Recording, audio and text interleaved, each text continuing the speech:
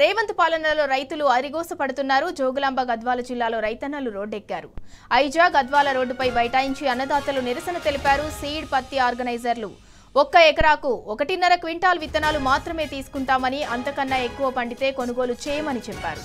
దీంతో రైతులు ఏం చేయాలో దిక్కుతోచని స్థితిలో ఉన్నారు. గతేడాది ఎన్ని క్వింటాలు పంట వస్తే అన్ని క్వింటాలు కొనేవారని, ఇప్పుడు కొనమని చెప్పడం ఏంటని రైతులు ఆగ్రహం వ్యక్తం చేస్తున్నారు.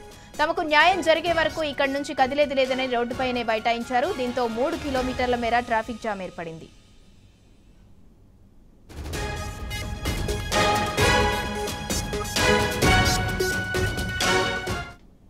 ఇక ఇదే అంశానికి సంబంధించి మరింత సమాచారం మా ప్రతినిధి నరేష్ అందిస్తారు. నరేష్, జోగులాంబ గద్వాల జిల్లాలో అన్నదాతలు రోడ్డెక్కి నిరసన వ్యక్తం చేశారు. దానికి సంబంధించి పూర్తి డీటెయిల్స్ ఏంటి?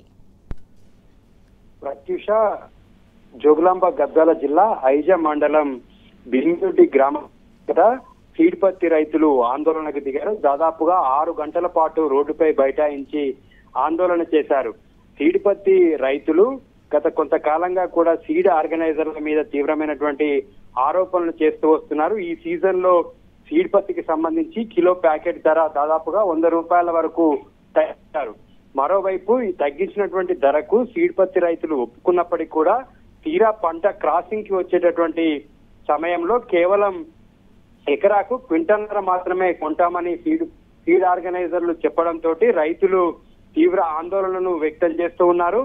ఆ సీడ్ ఆర్గనైజర్ల వ్యవహారానికి విసుగు చెందినటువంటి రైతులు ఇవాళ రోడ్డెక్కారు. దాదాపుగా 6 గంటల పాటు కొనసాగినటువంటి ఆందోళనలతోటి ఐజా నుంచి గద్వాల్ వెళ్లేటటువంటి రహదారిలో దాదాపు కిలోమీటర్ల మేర వాహనాలు నిలిచిపోయాయి. జోగులాంబ గద్వాల జిల్లాలో దాదాపుగా 40,000 ఎకరాల్లో ఈ సీడ్ పత్తి సాగవుతుంది. దీనికి సంబంధించి కంపెనీలంతా కూడా ఆర్గనైజర్లను ఏర్పాటు చేసుకుంటాయి. ఆర్గనైజర్లు రైతుకు విత్తనాలు, పంటకు సంబంధించి విత్తనాలు ఇచ్చి తిరిగి పంట చేతికొచ్చే వరకు కూడా ఈ ఆర్గనైజర్ల పాత్ర చాలా కీలకంగా ఉంటుంది. ఆర్గనైజర్లు పత్తి రైతులను నిండా ముంచుతున్నారు.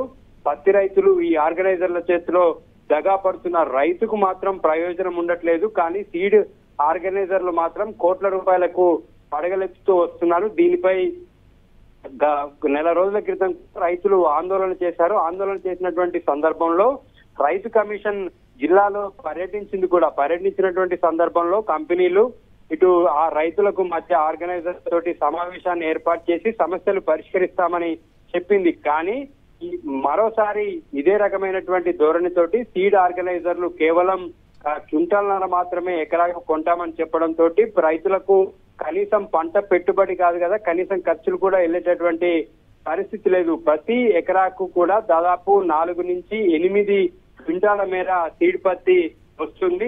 కానీ ఆర్గనైజర్లు కేవలం క్వింటన్నర మాత్రమే కొంటామని చెప్పడంతో అది కూడా పంట సాగు చేసిన తర్వాత క్రాసింగ్ వచ్చినటువంటి సందర్భంలో ఈ విధంగా చెప్పడంతో రైతులు దిక్కుచోతని స్థితిలో ఉన్నారు.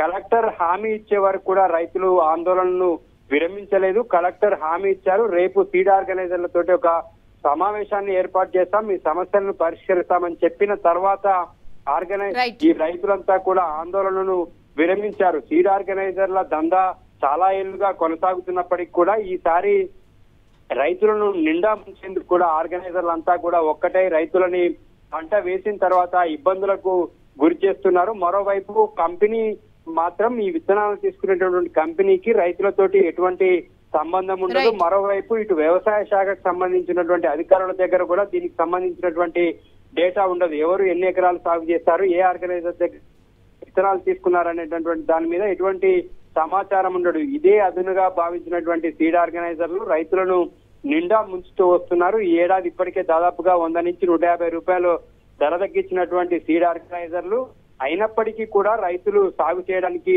మొగ్గు చూపారు. చాలా ఏళ్లుగా ఈ సీడ్ పత్తి సాగు చేయడము అక్కడ ఉన్నటువంటి రైతులకు అందరికీ కూడా అలవాటు. Thank you Naresh. ఇక జోగులాంబ గద్వాల జిల్లాలో అన్నదాతలైతే రోడ్డెక్కి నిరసన తెలియజేశారు. ఎకరాకు 1.5 క్వింటాల్ విత్తనాలే తీసుకుంటామన్న సీడ్ పత్తి ఆర్గనైజర్లు గతేడాది ఎన్ని క్వింటాలు పంట పండిస్తే అన్ని క్వింటాలు కొనేవారు, ఇప్పుడు ఎందుకు కొనట్లేదు అని చెప్పి అన్నదాతలైతే ఆందోళన వ్యక్తం చేస్తున్నారు.